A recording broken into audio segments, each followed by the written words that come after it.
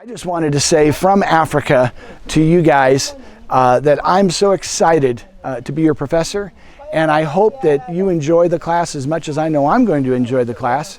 But I just wanted you to see a little bit of the kinds of things that I see when I come over here and minister. This is my 48th trip to Africa, and it's just such an honor and such a blessing to minister to these people. So thanks to technology, I'm going to move from here in Africa to my study in my home and talk further about the class. What a joy it has been to get to know you guys and read your initial intros and your discussion threads, and I feel like I'm making some new friends, and a handful of you I've had in other classes. Hey, I hope you enjoyed my silly little Sitzenleben video. I'm not wearing that hat, and well, actually I have the hat here. Let me grab it real quick. So this hat, several of you asked me about it in private emails. This is a Bavarian hat. I got it actually in 1994. We spent a month in Europe with our kids, and as I told you in the, I think the Sitzenleben video, my wife is half German, and we have German relatives. We spent a bit of time over there, and they wear these things over there. So I bought the hat, and it had the little feather in it because some of the German guys will have the feathers, and they get them all fancy there. And then I noticed that a lot of them had hat pins from all over the place. And so I started getting a hat pin, a little tiny pin, wherever I would travel. And I started doing that for years and years and years. And then other people started giving me hat pins. My niece, who travels quite a bit, she's got me 2 or 3 hat pins. A few of my students, when I was teaching face-to-face here in Colorado Springs with TKU, some of my students would be on mission trips, and they would get me a hat pin. I think there's over 100 hat pins on here, and got to be honest with you, it is extremely heavy. Oh, it's not comfortable at all. I only wear it for Sitzenleben videos. So anyways, I just wanted you guys to enjoy that and that little story. So I want to talk just briefly about the expectations for the class, a couple things. First, I want to talk about the discussion threads.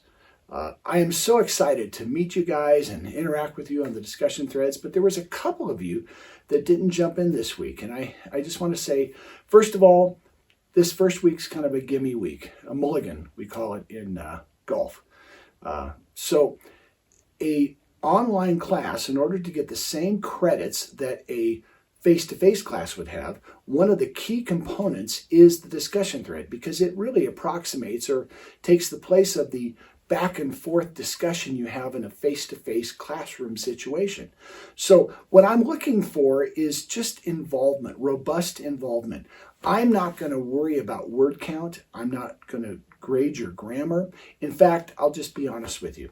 If you make a post, and there's going to be 2 questions every week from this point on, if you make a post and it's engaging, and then you jump in and you respond to 2 other students' posts, either their post talking about your post or you talking about their post, I don't care.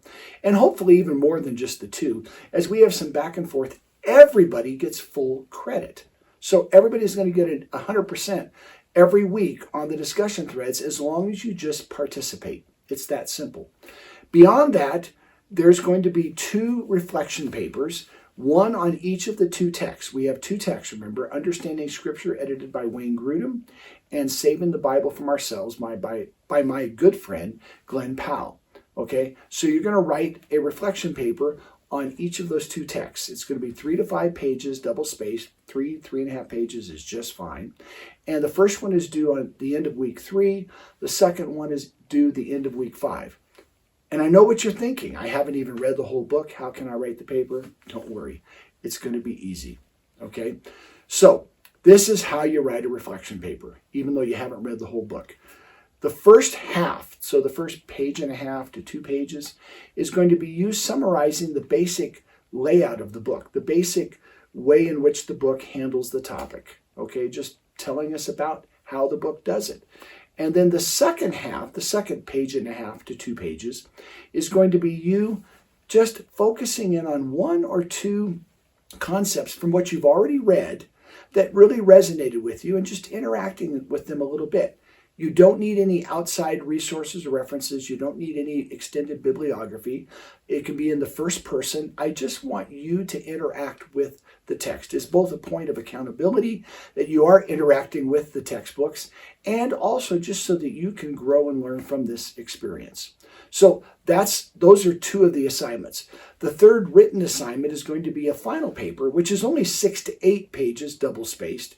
And again, 6 to 6.5 pages is fine. And it's going to be on just one topic that you've really wanted to explore as a result of the class, and it's due the last day of class. We'll talk more about that in a few weeks. And then beyond that, there's an extremely easy final exam. So easy, I'm almost embarrassed, but I'm not embarrassed because actually I'm not a big proponent of final exams because I don't want people just trying to memorize and regurgitate information. I would rather them interact with it through a paper. But the final exam will be easy. I'll give you a study guide. You're not going to have any problem. Every one of you is going to just do great in this class. Now, final comment about this week and the videos. The first video is going to be my first interview with the author Glenn Powell of one of our textbooks, Saving the Bible from Ourselves. And I did this about 3 years ago here in my basement when I invited Glenn in. He's a dear friend of mine. And I did not have some of the better video equipment that I now have procured in the last couple of years since I've been teaching more classes with TKU Online. So the quality is so-so, but the content is incredible, as you hear from the author. So watch that video, and one of the questions will be regarding Glenn's comments on the video and your readings in Glenn's book. The second video, I have to apologize.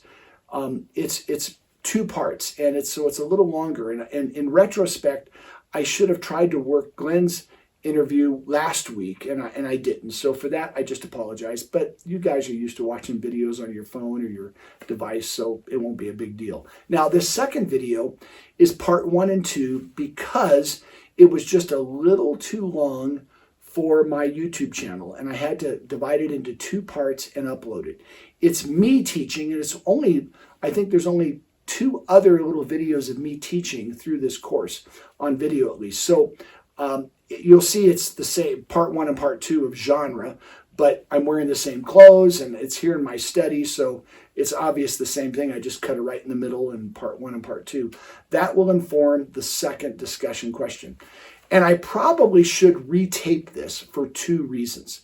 The first reason is that when I taped this, which was when I first began doing online classes, and this class in particular, which I think was the fall of 2017, so a number of years ago now, I've lost 20 pounds since then, and so I should probably do it again so you can see me a little thinner than in that video. But vanity aside, the second reason was because during that time, that summer, there was a total eclipse of the sun in parts of the United States, and there was a lot of craziness that kind of came up in social media, people trying to relate that to the end of the world or the rapture or the Lord returning and those kinds of things. And I make reference to it just real briefly on the second part 2 of that genre video when I'm talking about prophetic literature. So just want you to understand that. So that's what we've got in store for this week. I look forward to seeing you guys in the discussion threads. And hey, hang in there with me.